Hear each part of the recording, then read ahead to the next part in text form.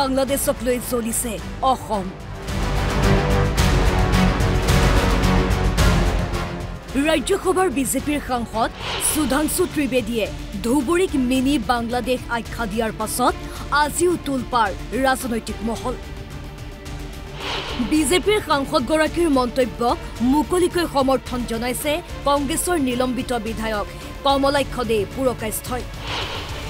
ধুবুৰীলৈ গ'লে বাংলাদেশৰ ফ্লেভাৰ পোৱা যায় বুলি উল্লেখ কৰিছে কমলাক্ষ দে পুৰকায়স্থই। ক্ৰিকেট খেলত পাকিস্তান জয়ী হলে ধুবুৰীত পতাকা ফুটাই বুলি মন্তব্য কৰে বিধায়ক পুৰকায়স্থই। মানে কথাটো হৈছে আপুনি যদি ধুবুৰীত যাব এটা ফ্লেভাৰ এটা পাই যাব আৰু বাংলাদেশৰ এটা ফ্লেভাৰ এটা আছে। আজি পাকিস্তান জিকিলে সিহঁতে বম ফুটাই থাকে আৰু তাতকৈ হাল্লা কৰি থাকে। তাতকৈ কিবা আৰু ক'ব লগা কিবা আছে নেকি? তাতে এটা মুছলিম মানুহে কিবা ওলাই কেনে কৈছে নেকি কেতিয়াবা? লোকসভা নিৰ্বাচনত ৰকিবুল হুছেইনৰ বিজয়ৰ প্ৰসংগৰে ধুবুৰীত মিনি বাংলাদেশ আখ্যা দিছিল সুধাংশু ত্ৰিবেদীয়ে। ইয়াৰ পাছতে সৰব হৈ পৰিছে ধুবুৰীৰ সাংসদ ৰকিবুল হুছেইন। বিজেপিৰ সাংসদ সুধাংশু ত্ৰিবেদীক অৰ্ধশিক্ষিত আখ্যা দিছে ৰকিবুল হুছেইনে। সেইকাৰণে আমাক সৰুতে কৈছিল যে little learning is a most dangerous thing, অল্প বিদ্যা ভয়ংকৰী। সেইকাৰণে তেওঁ বোধহয় অল্প বিদ্যা হৈ অলপ হাফ কথা জানি যিদৰে কথাবিলাক কৈছে মই ধিক্কাৰ দিছোঁ, নিন্দা কৰিছোঁ। আৰু তেওঁলোকে মোক কৈছে যে সেইকাৰণে বোলে আমাৰ 10 লাখ ভোটত আমি জিকা। তেওঁলোকৰ জিকাবিলাক কি, কোনখন দেশৰ কথা ক'ব? মিত্ৰজোঁটত থাকিও বিজেপিৰ সাংসদগৰাকীৰ মন্তব্যক অসন্তুষ্টি প্ৰকাশ কৰিছে মন্ত্ৰী কেশৱ মহন্তই। বিধানসভাৰ ভিতৰৰ যিটো কথা, এইখিনি সকলো নিয়ন্ত্ৰণ আমাৰ মানে মাননীয় অধ্যক্ষ মহোদয়। সেই কথাটো মই বাহিৰত ব্যক্ত কৰা উচিত নহ'ব। ইয়াৰ ক্ষেত্ৰত গোটেই কথাখিনি অধ্যক্ষ মহোদয়ে যেতিয়া লাগে সিদ্ধান্ত দিব লাগিব, আৰু কালি সিদ্ধান্ত দিছে, তেওঁ ক্ষমা কৰিছে।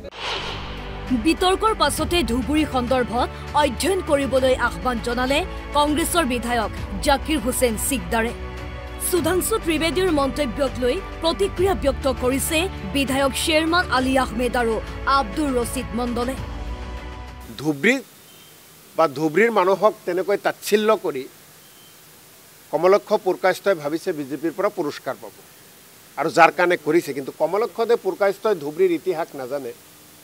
মই আপোনালোকৰ জৰিয়তে কমলক্ষ দে পুৰকায়স্থ ডাঙৰীয়াক অসমৰ ইতিহাস অধ্যয়ন কৰাৰ বাবে আহ্বান জনাইছোঁ। কমলক্ষ দে ভালকৈ জানিব, কাৰণ তেওঁলোকৰ পিঠিত কাটাচাৰৰ দাগ আছেতো।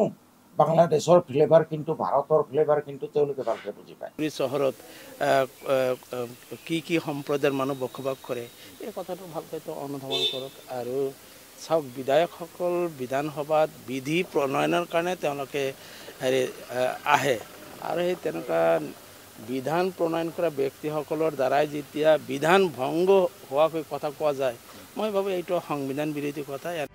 সাংসদগৰাকীৰ মন্তব্যৰ পাছতে জাঙুৰ খাই উঠিছে কোচ ৰাজবংশী নেতা।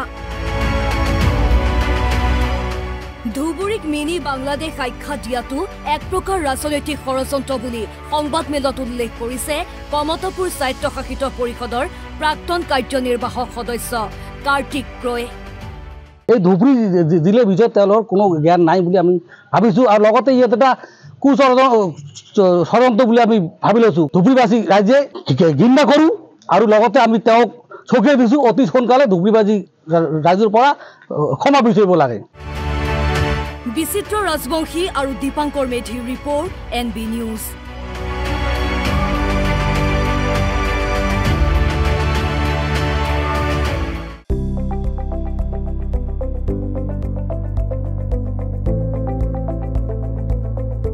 NB নিউজ, সহজ সৰল ভাষাত নৱভাৰতৰ কথা।